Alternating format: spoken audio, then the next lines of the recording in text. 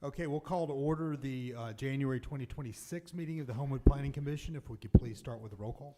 All right. Mr. Henniger. Here. Ms. Wilcott. Here. Mr. Harwell. Mr. Respento. Here. Mr. Underwood. Here. Mr. Stamps. Here. Mr. Sims. Here. Mr. Goulas. And Mr. Roberts. Here, thank you. All right, we're going to move on. Mr. Goodwin sent around the minutes from the December meeting. I had a chance to look at those. They look good to me. Unless someone else had any concerns, I'd entertain a motion to approve those. I'm going to make a motion to approve. All in favor? Aye. Opposed? All right, the minutes pass. Communications, Mr. Henniger, do you have any communications as vice chair? I do not. Thank you. I have none as chairman. So also there's no new business, or sorry, no old business. So we're going to move on to new business. And the only case we have tonight is case TX 260102 relating to a text amendment to the to Article 4 of the zoning ordinance relating to the Green Springs Urban Development District, specifically the definitions under Section GG. So, Fred, who is going to explain, or do I need to explain? I don't know. I'll indeed defer to Sherry, or we've discussed the overview of the impetus for the requested change, stemming out of the discussions associated with the previous approval by the City Council of the Valvoline Instant Oil Facility. That was also approved by the Planning Commission back in October. But it's my understanding, coming out of those conversations and discussion in the review of that plan, that the City Council expressed concern that that the similar facilities were not in keeping with the vision that they had for the Green Springs corridor. And so I think there's a desire on the part of the City Council to consider the possibility of removing the minor vehicle repair as a permitted use from the GERD Urban Redevelopment District. And so that's the purpose of tonight's meeting, is to consider the removal of that classification under the GERD. And how that would take effect would be the elimination of Section C, Article 4, Section CC, subsection 2, C, which is the definition, not the definition, the description of the restrictions applied to minor vehicle repair, to eliminate that altogether, and then in the permitted use chart under Article 4, under GERD, to eliminate the restricted use, or eliminate the R to make that a unapproved use or non-approved use. That is correct. Okay. You're correct. Okay. In our discussions of this, pre-meeting discussions, one thing we had also discussed is, because the phrase minor vehicle repair is not defined within the broader zoning book, and that the only definition even similar to that type of business or that type of use is under the West Homewood district for a definition of auto or motor vehicle service. We were going to recommend as a body that, in addition to making the removals or the strikes through the language of Section CC2C and the change in the chart, but also to recommend the addition, recommend that the city work with the city attorney, come up with a definition of minor vehicle repair, so that we know exactly what's encompassed within that phrase, that and that use that's now being eliminated. So, is there anything else I missed from the city with respect to what we're recommending or not recommending? All right, with that, I would entertain a motion. Do we want to open it up for any public comments? Right. Thank you. Yeah. I think this is my first rodeo. All right, well, this is a public meeting. If anyone from the public would like to speak on this case, this is your opportunity.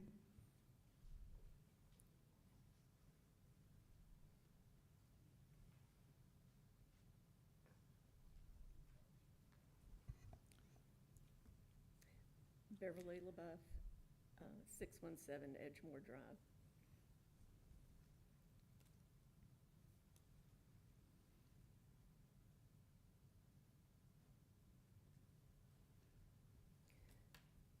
There are a couple of y'all that weren't here the last time I came to speak about this. That's the only reason I'm saying anything tonight, just so y'all know a little history. Fred will probably have a better handle on how long ago this was, about 15 years ago. The Goo Goo Car Wash wanted to go in on Green Springs where Lavoie's had been, which is now the Smoothie King. And they came for a variance because they weren't allowed to have a front-facing exit from the car wash on Green Springs. We successfully fought that, and it was denied. Then later, that's how the Smoothie King became on that lot. And in the interim, there's been some changes to the code, and somewhere along the line, any reference to this was dropped. And I don't know when that was, because I don't read the whole code every time there's changes. Don't need to do that anymore. But anyway, so that was the beginning of some of this. And then when Pep Boys came in, they were required to put their bays opening onto car so that they did not open onto Green Springs. And like I say, so that's two instances of reasons why this was in there. And it did get dropped at some point. I'm not sure, it may have been before your time too, I don't know, but yeah. Yeah, okay, but anyway, so all that somehow just didn't happen with the Valvoline. But so anyway, yeah, well, originally they weren't supposed to be that way at all. That's why the Goo Goo Car Wash got turned down, because they wouldn't give them the variance to have it there.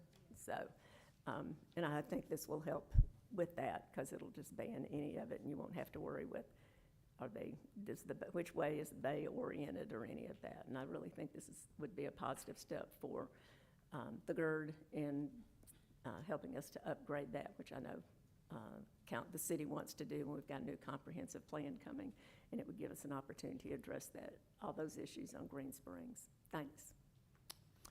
Thank you.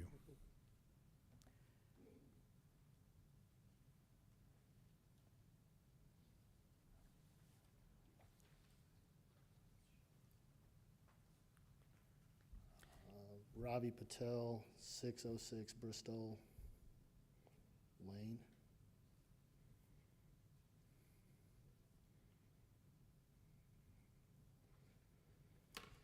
I just prepared something. So I'd like to thank you guys for entertaining this tonight. I want to be clear from the outset that I'm not here to relitigate or rehash any individual project that's already been approved. I'm here because the proposal to remove minor vehicle repair from the GURD is an opportunity to raise the broader issue of a planning question and about how we implement the vision the city itself articulated for the Green Springs corridor.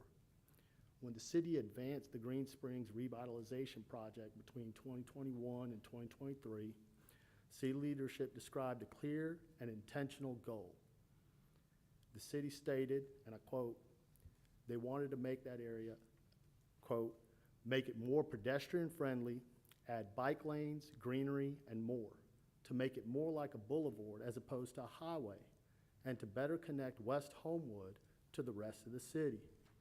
The city went on to explain that the desire for residents, and I quote, to feel safe if their kids are biking or walking, and to move towards one holistic view of the city rather than a huge division. City department heads went on to say that the project was intended to re-energize and recharge that whole area, and to make clear that Green Springs is a part of Homewood and that we want it to be a part of Homewood. Importantly, this vision is no longer theoretical. The city has already made substantial physical investment to support it. Today, Green Springs has continuous sidewalks on both the east and west side of the corridor, along with bike lanes, and they extend roughly 4 miles in total. That represents a significant public investment intended to support walking, biking, safety, and corridor cohesion. In a professional planning terms, a boulevard, and I had to look this up, is a multimodal corridor designed to balance vehicles, pedestrians, cyclists, and adjacent development. It relies on consistent frontage design, reduced conflicts, and land uses that reinforce pedestrian comfort rather than undermine it. Sidewalks on both sides of the street are a foundational element of that model, and they're already in place here. The question before the commission then is how we maximize the value of that investment for the community. Addressing corridor issues through piecemeal code deletions risks weakening the logic of the GURD and sending mixed signals about what Green Springs is meant to become. If the boulevard vision articulated by the city remains the goal, this moment presents an opportunity to take a step back and ask whether the GURD needs clearer design standards, frontage requirements, or performance criteria that fully leverage the infrastructure that we've already built, rather than adjusting the district one use at a time in response to individual projects. I'm not necessarily opposed to the change. I'm asking that the changes may be made deliberately and holistically so that the sidewalk, safety, and beautification investments already made translate into long-term community value. Finally, if this commission believes that tonight is not the appropriate forum to have this broader discussion about how we implement the boulevard and revitalization vision for Green Springs, I would respectfully ask for guidance on where that discussion should occur. The city has already invested heavily in sidewalks, safety, and beautification in this area. I believe it's a real value in having a structured, public conversation about how GURD and related standards can be refined holistically to maximize that investment and deliver the outcomes the city has promised. If that conversation belongs in a corridor study, a work session, or a future planning commission agenda item, I'd welcome the opportunity to participate. I thank you for your time in considering this perspective. Thank you. Thank you, Mr. Patel.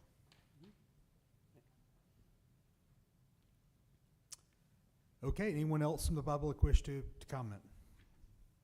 All right, seeing no one, will close the public portion. And I guess one thing I'd point out, and I guess related, and it's something Ms. LaBeouf referenced, but also relates to Mr. Patel's comment, is that we are initiating a comprehensive plan for the entire city of Homewood, which would include its various subparts. So that will be hopefully something that's addressed, you said, on a holistic instead of piecemeal basis through kind of the planning process. So we are initiating that, and that's definitely on the horizon. We're underway. So briefly. I just wanted to just point out that that's going to be for the whole city, but it's not particular to Green Springs. Like, if we could just focus on that area and then bring it into the fold while we're going through that discussion, we would be walking and chewing gum at the same time, right? That's what we. So, Yeah, go ahead. it's my understanding that there will be a series of workshops through the development of the plan. They'll be based on wards, and so when that time comes for that meeting in the ward, that would be a good opportunity to be able to meet one-on-one with the consultants and talk with them and explain your visions and your concerns and of how that might be addressed as part of that larger comprehensive plan. So there will be that certain level throughout. Even though it's a citywide plan, there are plans to meet individually within each of those wards, and that I would think would be a good opportunity to meet one-on-one with the consultants and express your thoughts with regard to the redevelopment of Green Springs in particular. But Yeah, and I definitely echo what you're saying. I think you have some great points, and I appreciate where you're coming from. I do think this comprehensive plan process is a great jumping off point for more of this Green Springs. We haven't done a comprehensive plan since 2007, and it needs to happen, every 5 to 10 years. We've not been, set that mark or met that goal. But this is I really do think is the best jumping off point for that. Wow. And I definitely echo both of, as a West Homewood resident, I totally agree with what you're saying, that, we have complete streets. We have other avenues that we can address some of those things as well.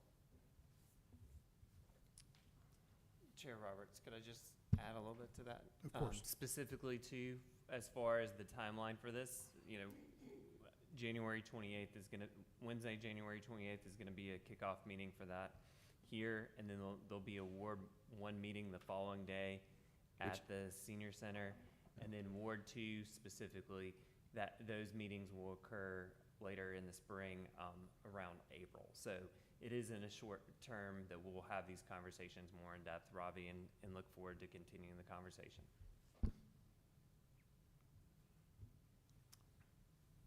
If at all possible, if we could move just quickly, though, I get it, I hear you, I know everyone's trying, I'm not trying to knock it at all. I mean, we're talking about winter of, I assume this is a typo, not winter of 2027 for Ward 4, but winter of 2026. But, that's a long ways, guys.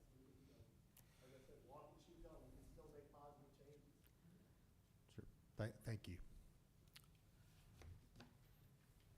All right, any further discussion? on this? Mr. Chairman, just a question and a comment. The ordinance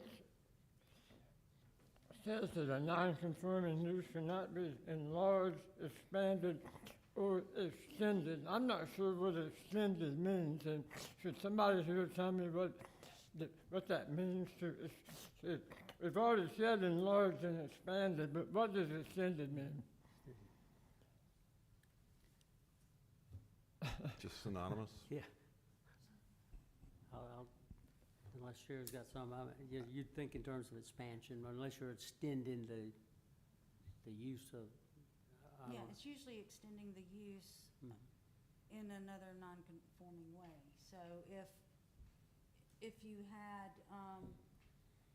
if you sold widgets and your widget company was a non-conforming use and you decided to add on to the business, make it larger to sell more widgets, giving you a manufacturing of widgets, perhaps. You're extending the use and also prolonging the use because you're adding additional nonconformity on top of what's existing. I think a good example that came to mind as you mentioned that, Express Oil used to be just that, Express Oil, but then Tire Engineers also went in with them. So now you have a combination of oil changes, but also the selling of tires itself. So that's sort of like an extension of what was originally an oil change business that's now sort of expanded, even though the footprint of the building, I'm thinking of the one on Rocky Ridge that I'm familiar with, did not actually expand. The footprint didn't expand, but the use inside that building increased when they took on the selling of tires beyond just changing oil. So that might be sort of an example. That is a good example. Okay. Although I love a good widget. Just a comment here is that, and I would be more comfortable with this if in fact we were doing this after input from the master plan. So I would just encourage the council, as it considers our recommendation, to have your deliberations, have the council's deliberations after input from the community through the master plan, and probably more importantly, after we have a really good definition of what we're talking about. Because to a certain extent, you know, we're taking a leap of faith about what minor repair means, but we don't know for sure. And it'd be nice if this was buttoned down a little bit better, but I would just hope that the council, in fact, would do that as a part of their deliberation and consideration. And I think that's the intent, as expressed earlier, that there would be a definition of minor repair that was clarified before any action by the council was taken. Thank you, Mr. Chairman. Thank you.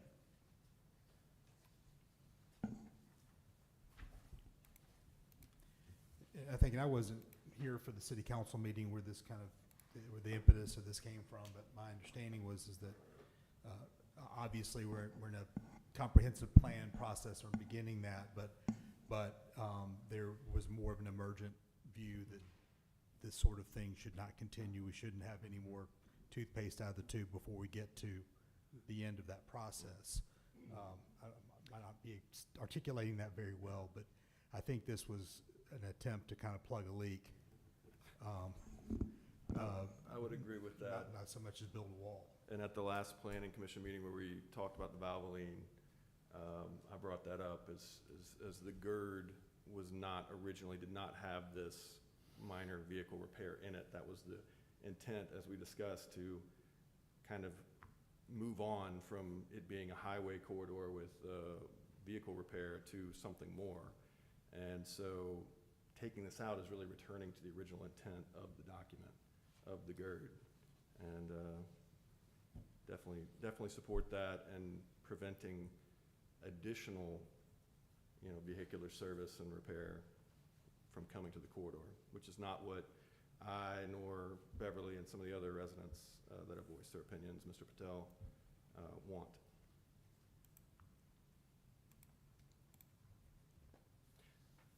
With that, I'd like to make a motion to approve as stated with the deletions that are stated here and the addition of the West Homewood code language. Or something similar there too, some definition of minor Yes. vehicle repair, okay. We have a motion? Yeah, we'll, All right, let's clarify that a yeah, little that's bit. what I'd say, let's All right, clarify. so is the motion then to recommend the deletion of minor vehicle repair as a permitted use in GERD, and that city council consider the addition of a definition for minor vehicle repair similar to the definition for auto or motor vehicle service that is defined in the West Homewood district? Yes, Is that the that is the motion? motion. that, yeah, okay. Okay. That's what I understood, yes. Is that enough for you? Yeah, no, Fred, that. does that I wanted clarify it that- enough? Yeah, I wanted that Okay. clarification. Yeah, we want to make sure that it's clear. Record's clear, sure. Okay. Okay, so the motion was made by Mr. Henniger. Was there a second? Second? All right, Ms. Wilco? Okay. All right. Mr. Stamps? I'll abstain. Abstain? Okay. Mr. Sims? Yes. Mr. Henniger? Yes. Mr. Underwood? Yes. Mr. Respento? Yes. Ms. Wilcott? Yes. And Mr. Roberts? Yes, so that will go forward to city council with a 6-0 recommendation with one abstention. Okay. All right, well, moving along, any communications, any additional communications from staff? Just what we previously said with regard to the upcoming comprehensive plan and the meetings that are scheduled, and I think you have handouts of those meeting dates, so, but just to encourage the plan commissioners to attend those if at all possible. So. Thank you. All right. Well, with that, I've got nothing further, so we'll adjourn the meeting. Thank you. Okay. All right.